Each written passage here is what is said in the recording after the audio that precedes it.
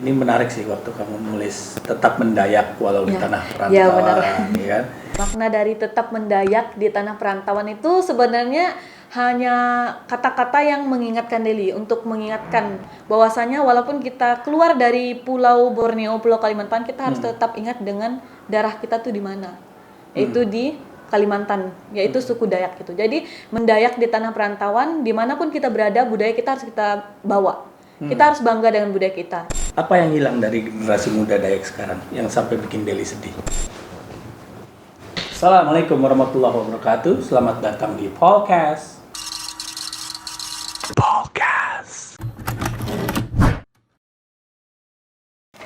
Florentini Deliana Wingky. Iya Kak, halo Kak, salam kenal. Salam kenal. Ada salam Dayak? Iya, pastinya. Sebelum mulai, Deli ingin menyapa dulu nih dengan salam Dayak nasional. Jadi kayak Oke. gini Kak, Adil Kak Talino, Bacuramin Kak Saruga, Basengat Kak Jubata. Jawabannya arus.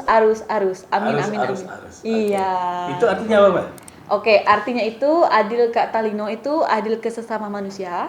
Bacuramin Kak Saruga, hidup kita di dunia ini harus bercermin ke surga. Dan Basengat Kak Jubata, kita harus berterima kasih kepada Tuhan. Jadi orang-orang suku Dayak itu mematuhi kata-kata itu selama mereka hidup di dunia ini. Gitu. Deli, apa kabar nih sekarang di Deli ini? Ya, aktivitasnya untuk sekarang sih kabarnya baik-baik saja Kak. Dan mungkin sibuk dengan kuliah sih Kak. Pandemi kemarin? Pandemi kemarin ya konten aja sih. Ya buat konten TikTok, YouTube gitu. Konten TikTok ya? Iya. Kamu tuh STP Trisakti ya? Iya, mahasiswa aktif di Sekolah Tinggi Pariwisata Trisakti. Semester? Sekarang semester 4, baru mau jalan ke semester 5. Beasiswa ya? Iya, puji Tuhan beasiswa Kak. Nah, bisa diceritain nggak Del? Kenapa bisa terpilih dapat beasiswa? Ya, jadi ceritanya dulu itu sebenarnya di Kalimantan Barat kan, apalagi di rumah Deli itu susah banget sinyalnya Kak. Iya. Jadi itu susah banget buat cari informasi tentang beasiswa, tentang kampus-kampus terbaik. Tapi kebetulan waktu itu bertemu dengan teman dari Mentawai, itu dia beasiswa juga di Trisakti dalam satu forum kami, yaitu di Bali International Indigenous Film Festival. Waktu itu sama-sama jadi narasumber. Oke. Nah, terus dia tawarin, Deli, ini nih ada beasiswa dari STP Trisakti. Boleh nih kamu boleh coba, siapa tahu lolos gitu kan. Terus karena kendala sinyal, jadi Deli harus ke provinsinya sekitaran 5 jam untuk ikut tes. 5 jam? Iya. Untuk ikut tes? Iya. Oke. Itu sama bapaknya Deli itu ngantarin ke provinsinya itu selama 5 jam untuk ikut tes. Dan puji Tuhan lolos, terpilih dari mungkin berapa ratus orang, cuma 12 orang yang terpilih. Untuk dapat beasiswanya. Kalau dari Kalimantannya sendiri ada berapa yang ikut? Hanya Deli sendiri yang lolos. Oh, tapi yang ikut banyak? Mungkin karena kan kita nggak tahu ya, dia seluruh Indonesia. Iya. Oke. Nah, setelah keterima nih, punya misi tersendiri nggak ya? Dapat beasiswanya itu kenapa pariwisata dan punya misi sendiri nggak? Tersendiri nggak? Pastinya punya misi tersendiri sih Kak, dan alasan kenapa sih harus ambil pariwisata gitu ya. Karena memang dari kecil Deli kan suka sama budaya, suka sama alam, suka jalan-jalan juga. Nah, ini mungkin lebih tepatnya kalau Deli itu belajar lebih dalam tentang dunia pariwisata. Karena kan di Kalimantan Barat itu banyak sekali Kak tempat-tempat wisata, mulai dari wisata budaya, kuliner, tradisi, dan juga kayak rumah-rumah betangnya tuh cocok untuk dijadikan tempat wisata. Tapi itu sangat disayangkan masih gini Kak, masih sedikit banget pengelolaannya tuh yang sesuai dengan struktur kepariwisataan. Jadi mulai dari SDM-nya masih kurang, terus untuk pengelolaan sumber daya alamnya masih kurang gitu. Makanya Deli ingin terjun ke dunia pariwisata, fokus dengan ilmu-ilmunya, lalu nanti diimplementasikan di kampung Deli gitu. Oh, gitu. Berarti tanah kelahiran kamu itu tepatnya di mana? Di Kampung Taha, Kampung Taha. Kabupaten Ketapang, Provinsi Kalimantan Barat. Wih. Iya. Kalau suku Dayak tuh ada berapa sub? Kalau untuk sub-suku Dayak itu hampir 400-an sub-suku Dayak ya. Makanya kami itu kayak dengan teman satu Dayak itu pun beda bahasa Kak. Jadi agak susah. Oh iya. Misalnya dengan teman yang satu dari Sintang sama dari Ketapang itu udah beda bahasa. Gitu. Nah, tapi dari 400 itu kamu tahu gitu. Oh ini gitu. Beberapa sih tahu. Mungkin hampir 10 sampai 20 itu tahu. Tapi karena kan itu sub-sukunya itu kayak sampai ke pedalaman gitu kan. Jadi itu kayak sulit untuk diingat juga, sulit untuk dihafal. Mungkin Deli cuma bisa mengelilinginya Kalimantan Barat itu aja baru berapa puluh suku. Di Kalimantan. Iya, di yang Kali- udah di Kalbar didatangin sendiri. ya. Baru beberapa puluh suku aja Kak. Ya, ini kan aku ngeliat tuh ya di Instagram kamu tuh ya. Ini menarik sih waktu kamu nulis tetap mendayak walau di Ya. tanah Ya, benar. perantauan, ya kan? It seems like kamu sangat mencintai tanah kelahiran kamu ya. Ya, benar Gitu. banget Kak. Gitu. Bisa diceritakan nggak apa sih yang Makna yang- dari itu ya Iya. kata-kata. Ya, makna dari tetap mendayak di tanah perantauan itu sebenarnya hanya kata-kata yang mengingatkan Deli untuk mengingatkan bahwasanya walaupun kita keluar dari Pulau Borneo, Pulau Kalimantan, kita harus tetap ingat dengan darah kita tuh di mana. Itu di Kalimantan, yaitu suku Dayak gitu. Jadi mendayak di tanah perantauan, dimanapun kita berada, budaya kita harus kita bawa. Kita harus bangga dengan budaya kita. Contohnya ya, seperti Deli kalau keluar tuh selalu pakai anting-anting aksesoris Dayak, terus selalu apa ya, selalu menggunakan pakaian adat Dayak. Apalagi kalau setiap acara itu Deli paling hobi yang namanya memperkenalkan budaya Dayak, karena bangga aja Kak itu. Nah, terus kamu pakai gelang kaki tuh Iya, ya? gelang kaki Itu dan gelang tangan. saya sering lihat tuh emang harus ya pakai itu ya. Kalau untuk anak-anak suku Dayak tuh harus. Oh, Jadi oke. kalau anak kecil apalagi itu namanya yang kerupak yang di kaki ini mungkin nggak kelihatan ya. Iya. Bisa dilihat. Yang ini ya. Nah, Iya. Kerupak ini biasanya kalau untuk anak-anak kecil tuh dipakai agar dia tuh terhindar dari gangguan makhluk halus. Oh ya, itu secara adatnya. Iya, Ya, adatnya oke, ya. ya. Tapi kalau untuk kami apalagi Deli yang keluar dari Pulau Borneo ini sebagai penanda, oh ini ada pelindungnya seperti itu. Oh, kalau yang di tangan? Kalau yang di tangan, karena Deli kan suka dari kelas 6 SD ya, suka yang namanya jalan-jalan, terus nginap di desa-desa suku Dayak itu mungkin sampai 1 bulan gitu.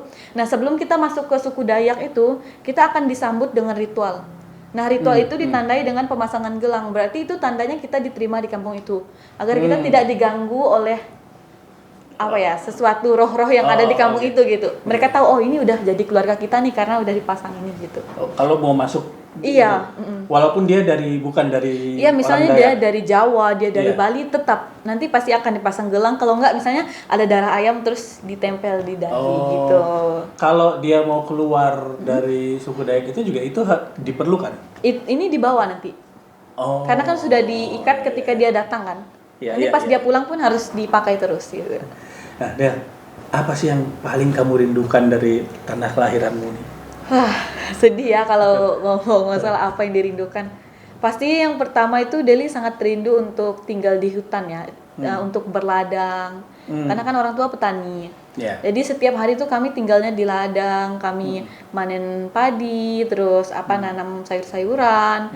Di hutan itu kayak belajar tentang obat-obatan tradisional sama orang-orang tua yang di sana. Itu sih yang dirindukan. Dan juga yang pastinya makanannya sih. Karena di sini berbanding terbalik sekali. Iya, Kalau di sana kan kayak semuanya gratis, Kak. Di belakang rumah kita ambil sayur tuh gratis. Iya, benar. Itu sih yang dirindukan. Karena udah ada sendiri ya, udah Iya, ada pohonnya benar. sendiri. Nah, kamu di Jakarta udah berapa lama berarti? Hampir 2 tahun. Tahun ini 2 tahun. Jakarta ngerubah apa dari kamu? Mungkin ngerubah fisik sih, ini apa ya, fisik itu tapi lebih ke kayak mudah capek. Oke. Mudah capek karena kan di sini kayak rebahan terus Iya. terus kita kayak kuliah aja. Kalau di kampung kan itu kami jalan kaki ke hutan jadi kayak fit gitu kan. Kalau di sini lebih ke fisiknya nggak kuat sih, Kak. Itu yang pertama yang merubah ya. Terus yang kedua mungkin merubah dalam segi pikiran sih, Kak, pandangan. Kalau di Kalimantan ya kita tidak memungkiri ya kalau di Kalimantan kan kami hanya taunya sekeliling itu. Tapi ketika Deli keluar Kalimantan banyak sekali kayak oh ini ternyata kayak gini ya, suku ini kayak gini gitu. Jadi banyak sih banyak ilmu yang didapatkan gitu kan. Nah, sejauh pengetahuan Deli nih, budaya dan adatnya suku Dayak di daerah Deli dulu ya, Iya. itu udah terkontaminasi nggak sih? Oke. Baik kepentingan politik, ya kan, atau kepentingan sosial media dan segala macam itu. Kalau terkontaminasi mungkin jadi gini, Kak. Kalau di Kampung Deli itu dibilang itu masih kental tidak juga, tapi dibilang udah modern tidak juga. Jadi mereka diambang Kak, di tengah-tengah. Di Jadi mereka pertengahan. bingung, Kak. Ya, Nah, itu yang sangat disayangkan, Kak. Anak-anak mudanya jadi kayak mereka nggak tahu mereka tuh asli Dayak atau mereka tuh mau jadi modern sih gitu. Jadi sudah terkontaminasi sih menurut Deli karena banyak anak-anak muda tuh kayak menggunakan gadget itu sebenarnya gadget itu bisa menjadi hal positif loh. Salah Iya, satunya iya. kita dapat memakai gadget itu untuk mempromosikan budaya kita. Benar. Tapi karena mereka mungkin terlalu nyaman dengan gadget, jadi mereka menggunakannya dengan hal-hal yang Ya, kayak tahu lah gitu, ya. Nah, terus untuk terkontaminasi lain mungkin untuk segi ini sih kayak tanah masyarakat adat. Itu kan ada orang dari luar tiba-tiba nanti tanah masyarakat adat itu entah diambil atau bagaimana. Itu sih yang sangat Itu disayangkan. masih ada itu. Wah, masih ada Kak di sana. Masih ada banget ya itu. Ya? Masih ada. Makanya kami sama-sama anak muda suku Dayak ini kayak kami sama-sama mempertahankan gimana kita mempertahankan tanah leluhur kita gitu. Gimana caranya mempertahankan itu? Yang pertama kita kalau ingin mempertahankan kita harus mulai dari diri sendiri yaitu mencintai budaya kita terlebih dahulu. Kalau kita sudah mencintai budaya kita, otomatis kita pasti mau nih berjuang untuk mempertahankannya dengan yang pertama kita membuat kampanye di media sosial tentang hak-hak masyarakat adat.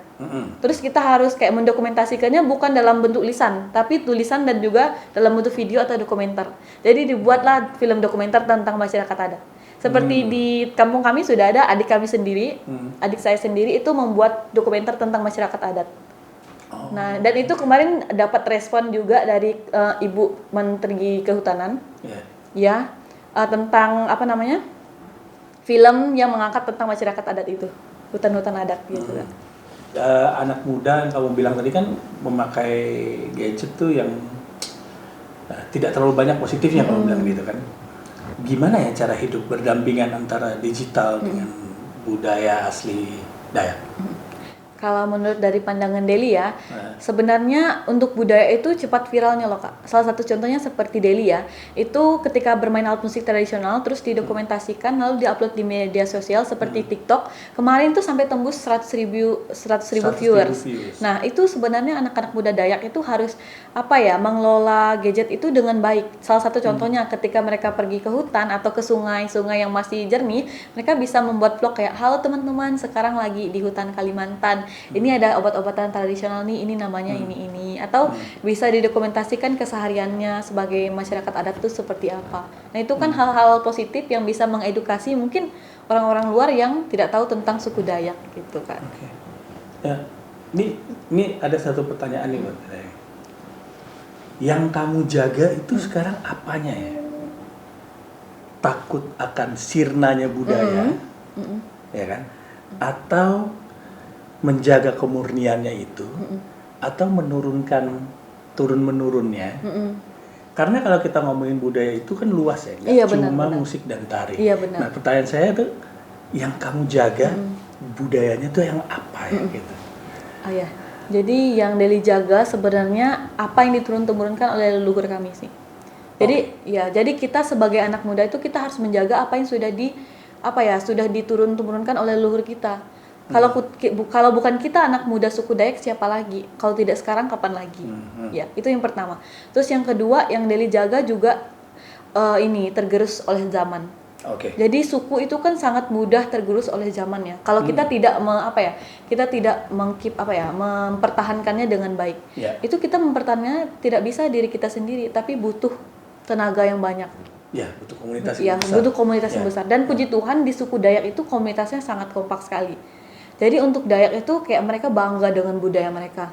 Nah, itu sebenarnya yang Deli banggakan juga dari suku Dayak, kayak mereka mempromosikannya juga dan mereka mempertahankannya serta mempertahankan apa yang diturun-temurunkan sih, Kak. Nah, tapi kalau udah turun-menurun, kemurniannya itu kan mungkin agak sedikit terkikis. Iya. Nah, itu juga itu salah satu yang kami lakukan, Kak, yaitu menggali lagi apa sih yang sebenarnya yang real dari suku Dayak itu. Jadi kami belajar lagi yang benar-benar murni dari suku Dayak, Kak. Iya, itu sih, Kak. Salah satu contohnya seperti pakaian adat. Sekarang kan udah banyak dimodifikasi kan. Tapi sekarang kami menggali kembali yang aslinya. Jadi kami buat desainnya, terus kami buat film dokumenter dengan nenek-nenek, kakek-kakek yang ada di sana, terus mereka menjelaskannya. Sebenarnya pakaian adat Dayak yang aslinya dulu seperti ini. Jadi ada dokumenternya. Itu ada filmnya itu? Ada. Ini sedang diproduksi oleh teman-teman di Kampung Taha. Oh iya, Masya Allah. Iya. Nah, Del, Arus Kualan itu apa ya, Del? Oh iya. Iya, kita belum berbicara tentang Arus Kualan ya. Jadi Arus Kualan itu sekolah adat, Kak, yang saya dan keluarga saya dirikan pada tahun 2014. Itu saya baru umur 12 tahun. Ya, jadi tujuannya itu sekolah adat non formal. Non formal. Okay. Ya, yang didedikasikan untuk anak-anak asli di sana yang ingin yang ingin mengembangkan bakat yang mereka punya gitu. Jadi sebagai apa di sana? Kalau Deli ya, co-founder. Co-foundernya. Ya. Terus yang menggerakkan sekolah ini ada berapa orang?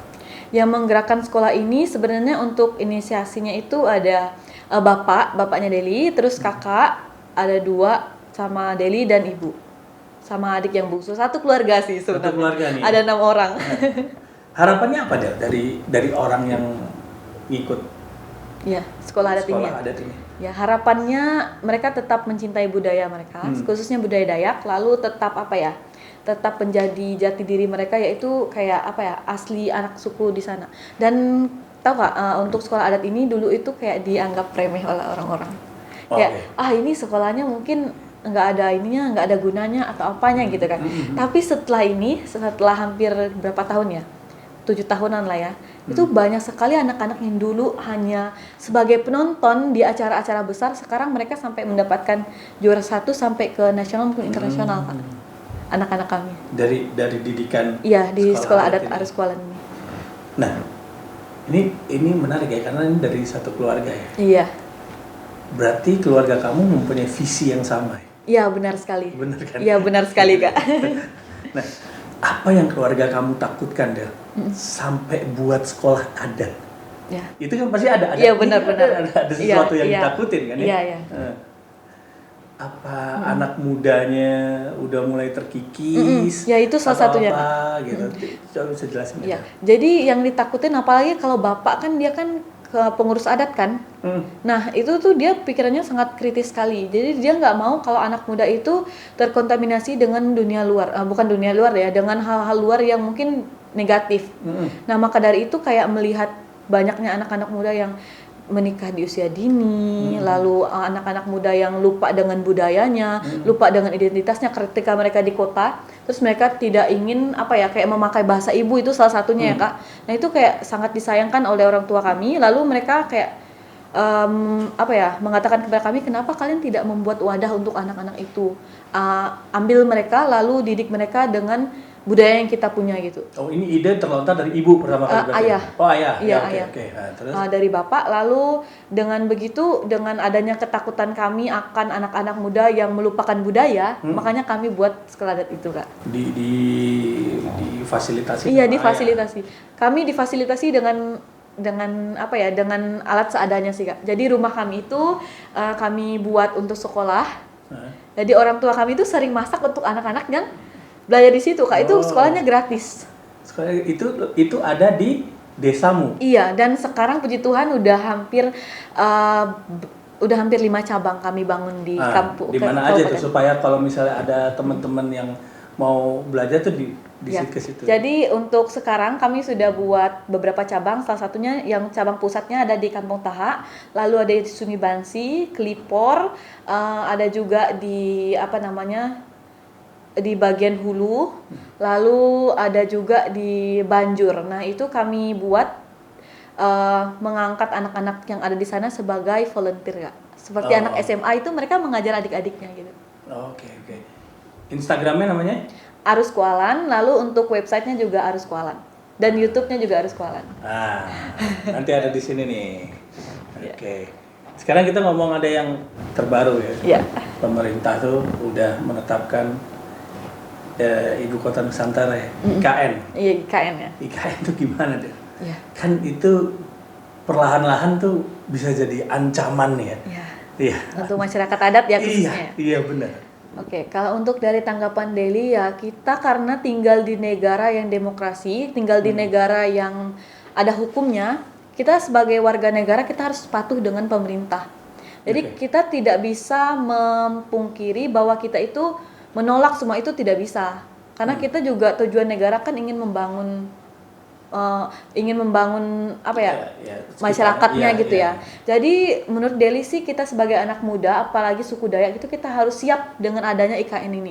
Kita harus siap, itu arti siap itu dimana kita harus mempersiapkan mulai dari mental, pendidikan kita juga. Kita harus berpendidikan agar kita bisa melawan mungkin ada oknum-oknum yang ingin merusak budaya kita, seperti itu.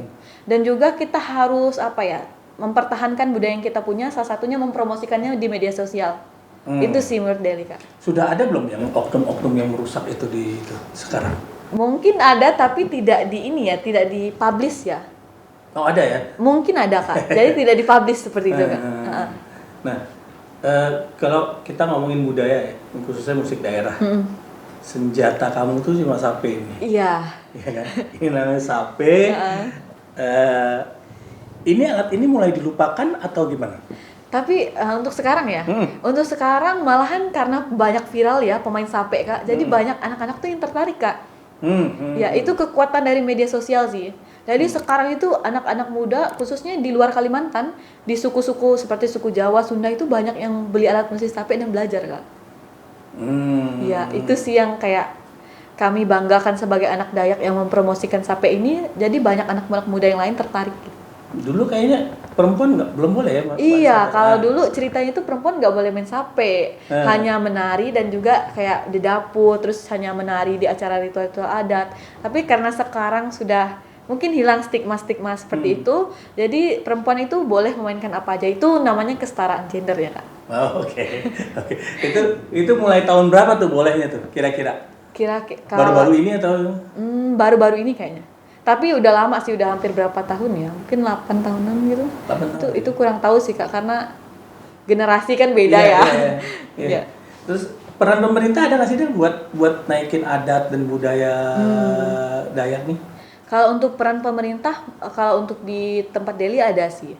Ada seperti untuk sekarang kan ada yang namanya rumah radang kan, rumah radang Pontianak. Nah itu tuh kayak anak-anak muda diperbolehkan siapapun yang ingin berkreasi di sana. Itu kayak pemerintah memberikan ruang untuk anak-anak di sana. Itu yang Deli apresiasikan sih kepada pemerintah yang ada di Kalimantan Barat. Untuk turismenya? Untuk turismenya mungkin masih kurang ya, Kak. Makanya ini Deli kayak harus nih turisme yang ada di Kalimantan Barat ini dikelola dengan baik gitu. Coba di tag tuh Pak Sandi Uno. Wih, boleh ini. Kalau family tradition nih. Iya benar. Di Dayak tuh seperti apa sih? Salah satu contohnya ya. Ya. Dari pernikahan lah itulah. Oh, dari pernikahan. Enggak, pokoknya ya. semua family tradition tuh kayak gimana? Membetang itu kayak kita hidup di rumah betang yang panjangnya 200 meter. Oke. Terus itu kayak udah rasa keluarga, Kak. Oh. Kesehariannya di situ, itu family traditionnya kayak gotong royong ada di situ, terus sukacita ada di situ. Setiap hari itu sama-sama membuat pakaian adat, menenun. Nah itu salah satunya, Kak. Dia budaya menjaga value itu iya tinggi sekali. Benar-benar. Kalau untuk pernikahan, kalau misalnya kan kita bisa lihat kalau misalnya Arab biasanya suka sama Arab lagi nikahnya. Oh iya kalau ya. Misalnya dari itu. Kalau untuk dari Dayak sebenarnya nggak ada sih, Kak, kayak kamu harus nikah nih sama Dayak ini nggak. Kayak bebas. Sama Jawa. Iya bebas. Asalkan kamu ya udah kembali ke Dayak. Harus tetap mempertahankan budaya Dayak gitu, Kak. Sekarang dari single ya? Iya, single. Nah, tuh ya kan, single tuh. Jadi kalau ada yang mau harus jadi Dayak ya, Kak. Mendekatkan ke. Nah, terus saya pernah baca, saya baca kan, saya research gitu ya. Untuk memberikan mahar dalam pernikahan. Oh iya ya, untuk itu suku Dayak. mahal banget. Sebenarnya kalau di suku Dayak tuh mungkin mahalnya lebih ke maaf ya, Kak, babi. Binatang ya babi itu kayak harus berapa puluh ekor. Ya terus nanti ada mandau. Mandau itu sebagai kayak tanda kalau kamu mau menikahi dia harus ada simbolis. Ya, mandau, terus ada guci. Terus sama ini ada tempat yang untuk menyimpan nasi dan juga menyimpan padi. Itu saya lupa namanya itu. Tayak. Ya, tayak itu juga lumayan mahal sih harganya. Itu harus ya? Iya harus, apalagi kalau mau menikahi gadis Dayak. Itu kalau untuk ritualnya dulu 7 hari 7 malam, Kak, itu mahal sekali. Tapi sekarang udah dipersingkat, jadi 3 hari aja. 7 hari 7 malam tuh ngapain aja? Itu budaya ritualnya itu, ritual-ritualnya itu banyak banget, Kak. Itu sekarang udah jarang sekali. Seperti apa tuh? Nari. Iya, tari-tarian. Terus nanti ada makan beradat, Kak. Jadi makan beradat itu kita dimasak, terlalu makanan itu disimpan memanjang sampai panjangnya itu hampir 50 meter gitu. 20 meter? Iya. Satu row? Iya, Dua iya, lagi, iya. kayak Seperti gitu? itu, iya. Itu semua harus di-provide sama yang mau nikah kan berarti kan? Iya, tapi uniknya di suku Dayak itu namanya gotong royong, Kak. Jadi Kolektif orang datang, jadinya, iya, iya. orang datang itu membawa yang namanya kayak persembahan, apa ya persembahan? Misalnya membawa beras untuk orang yang acara itu. Iya, iya, iya. Iya. Ini berasnya dari saya aja. Iya, iya, seperti Ini itu. saya bawa daging sapi. Iya, gitu, iya, kayak gitu. seperti itu, Iya, Kak. iya, iya. Terus kita coba berandai-andai nih. Mm-mm. Jika mulut kamu terbungkam Mm-mm. dan kamu nggak bisa, tanganmu tuh nggak bisa digerakin, Mm-mm. tapi hati sama kakimu itu free, Mm-mm. lo mau ngelakuin apa untuk budaya Dayak? Saya tetap ingin berjalan dan menuntun adik-adik saya untuk tetap mencintai budaya saya. Gitu ya. Iya. Dah, apa yang hilang dari generasi muda Dayak sekarang yang sampai bikin Deli sedih? Ya, yang hilang ya. Mungkin mereka tidak mau memakai bahasa ibu. Bahasa induk. Iya, bahasa ibu. Bahasa ibu tuh bahasa induk ya. Iya, bahasa yang ada di Kalimantan, misalnya bahasa Dayak itu sendiri. Tapi nggak semua anak muda sih, Kak. Ada beberapa. Itu yang sedihnya. Yang kedua, ketika mereka mereka tinggal di suatu kota, mereka membawa budaya kota itu ke kampung. Jadi itu membuat anak-anak di kampung tuh, wah ini kayaknya keren deh kalau ikut-ikutan gitu. Oh. Itu yang Deli jadi malah itu ya, mereka yang ya, bawa yang membawa itu yang sangat Deli sayangkan. Sebenarnya ketika kita berpendidikan, ketika kita datang ke kota, kita kan ingin menuntut ilmu. Sebenarnya kita yang harus membawa adik-adik kita yang di kampung itu untuk bangga dengan budaya kita. Jadi pas kita di kota, kita tunjukkan kepada orang kota bahwa Dayak itu bukan orang yang membunuh, Dayak itu bukan orang yang orang yang memakan manusia. Kita patahkan stigma-stigma itu dan kita angkat budaya Dayak itu ketika kita berpendidikan di kota seperti itu, Kak. Itu sih yang Deli mewarnai ya, bukan diwarnai. Iya benar, Kak. Kita yang harus mewarnai, bukan diwarnai ya. Iya benar, Kak. Iya kan? Terus Deli mencoba untuk merubah stigma Yang itu mematahkan stigma itu. dengan arus kualan ini. Iya, dengan arus kualan dan melalui alat musik sape ini, Kak. Sampai sekarang Deli ngerasa mampu nggak? Pede nggak kalau itu akan berhasil? Deli pede. Karena Deli setiap pede. setiap Deli datang ke tempat baru pasti orang tanya, "Kamu orang Dayak?" Ih, seram nih, pasti orangnya makan manusia kan. Oh, ada kenapa? di sana ada Cannibalism. kuyang nggak ya? Ya. Di sana itu yang selalu sering Deli dengar itu, "Del, di sana ada kuyang nggak ya? Del, di sana orang Dayak masih ini putusin kepala manusia ya? Del, di sana orang Dayaknya hidupnya di hutan, terus kayak primitif." Pokoknya banyak sekali pertanyaan-pertanyaan yang sering Deli dengar ketika keluar dari Kalimantan. Itu yang Deli patahkan, itu yang Deli luruskan. Sebenarnya orang Dayak baik loh. Kalau kalian datang dengan niat yang baik, kami akan menyambut kalian dengan baik juga gitu. Dengan senjata ini. Iya. Benar ya. Dengan sape ini, melalui musik sape ini. Dan terus sampai sejauh mana yang orang di daerahnya Deli memberikan penghargaan ke Deli? Ini salah satu momen yang paling tidak bisa dilupakan sih. Dimana mereka itu kayak berterima kasih kepada Deli itu bukan dalam bentuk materi, bukan, tapi dalam bentuk cinta kasih. Kemarin pas Deli mau berangkat ke Jakarta, mereka itu melakukan ritual, kayak ritual pelepasan seperti khusus ke Deli tuh? Iya. Kayak mereka melakukan ritual. Terus pas kemarin Deli yang kena sakit juga pas di Jakarta itu, di kampung mereka membuat ritual untuk penyembuhan Deli di Jakarta ini. Oh, sakit apa ya? Kemarin Kena? ada ya. Iya. Oh, oke. Jadi orang-orang di kampung membuat ritual khusus untuk Deli. Itu salah satu apresiasi ya menurut Deli. Berarti mereka peduli dengan Deli dan mereka mengapresiasi apa yang Deli lakukan untuk anak-anak yang ada di sana. Karena nggak sembarangan ya bikin ritual. Iya, benar, nggak sembarangan. Nah, Jadi harus orang-orang khusus. Iya, orang khusus. Deli kangen nggak kalau pulang kampung? Wah, kangen banget. Udah berapa lama nih nggak pulang? Hampir 1 tahun nggak pulang. Hampir 1 tahun. Iya, nggak pulang. Wah, itu kangen banget sih, Kak.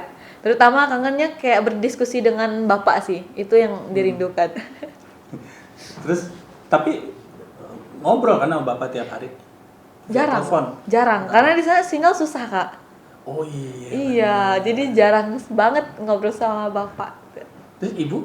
Ibu juga sama kan, mereka di satu tempat yang sama, jadi kayak susah sinyalnya di sana. Ini pertanyaan terakhir nih, Del. Ya. Kamu mau ngomong apa sama bapak sama ibu sekarang? Siap. Dan Aduh. kakakmu dan segala macam. Oke. Mungkin untuk opa aku, Deli pakai bahasa Dayak boleh nggak ya? Boleh dong, boleh Oke. dong. Tapi nanti diartiin ya.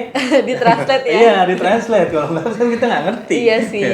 Ya, Mungkin silakan. nak opa, aba uma, minta maaf kalau Deli boka salah. Aba god mampu ngebangga opa uma, tapi di ngoto Deli berusaha tetap mengikuti oni yang tenaga opa abu uma. Di ngoto Deli berjuang sebagai anak rantau di ngoto dan tetap mengikuti oni yang kena tonag. Deli sayang kakena oma bapak. Mau nangis ya? Dia jawab dia minta tisu dulu. Ya, dan untuk Kak Desi, Kak Dewi, Aba Bangge, kena harus tetap menjadi panutan untuk anak-anak di Ngoi, khususnya anak-anak Arus Kualan. Ya, terima kasih Kak.